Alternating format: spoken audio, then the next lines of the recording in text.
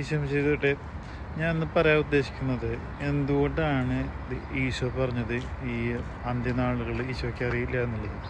അത് പറഞ്ഞിട്ടുള്ളത് മത്തായി 24:36 മാർക്കോസ് 13:32 ഇങ്ങനെ പറയുന്നത്. പിതാവിനല്ലാതെ വേറെ ആർക്കും അറിയില്ല എന്നുള്ള കേസ് യേശു പറഞ്ഞത് ഇവിടെയാണ്. അതിനെക്കുറിച്ചുള്ളൊരു ഡീറ്റെയിലിംഗ് ആണ് ഇവിടെ ഞാൻ ഉദ്ദേശിക്കുന്നത്.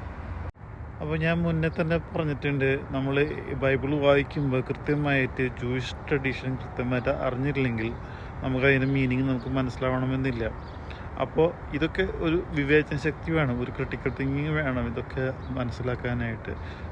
അതിനേക്കാൾ ഉപരി ഒരു ദൈവത്തിൻ്റെ ഗ്രേസ് വേണം, പരിശുദ്ധാത്മാവിൻ്റെ അനുഗ്രഹം വേണം. അപ്പോൾ ഈശോ നമുക്ക് ആരാധിക്കാൻ സ്നേഹം കൃപനുടെയും പത്തനുസരിച്ചും അല്ലലിയ ആമരിയ.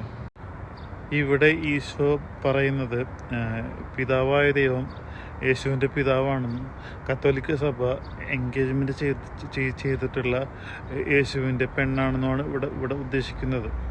അതായത് ഒരു പെണ്ണായിട്ട് ഒരാണിന് എൻഗേജ്മെൻറ്റ് ചെയ്ത് കഴിഞ്ഞ് കഴിഞ്ഞാൽ ആ ആണ് വീടിനോട് ചേർന്ന് ഒരു റൂം പുതിയത് പണിയും. ആ റൂം വന്നിട്ട് ഈ ആണിൻ്റെ അപ്പൻ വന്ന് ചെക്ക് ചെയ്ത് ഓക്കെ ആണെങ്കിൽ മാത്രമേ കല്യാണം നടക്കൂ. അതുകൊണ്ടാണ് ഈശോ ഇങ്ങനെ പറയാൻ കാരണം.